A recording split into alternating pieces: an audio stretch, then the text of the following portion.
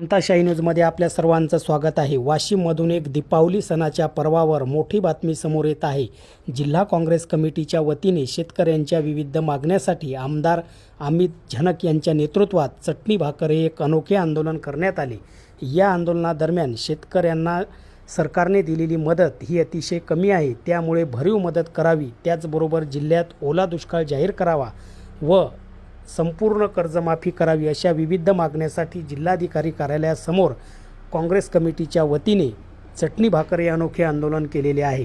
यावेळी या आंदोलनात आमदार अमित झनक, ॲडव्होकेट किरणराव सरनाईक, राजू चौधरी, चक्रधर गोटे, दिलीपराव देशमुख, किसनराव मस्के, ॲडव्होकेट पी अंबोरे, गजानन गोटे, महादेवराव सोळंके, हरीश चौधरी यांच्यासह जिल्हाधिकारी कार्यालयासमोर अनेक पदाधिकारी उपस्थित होते। वाशिमवरून समताशाही न्यूजसाठी प्रवीण पट्टे बहादूर।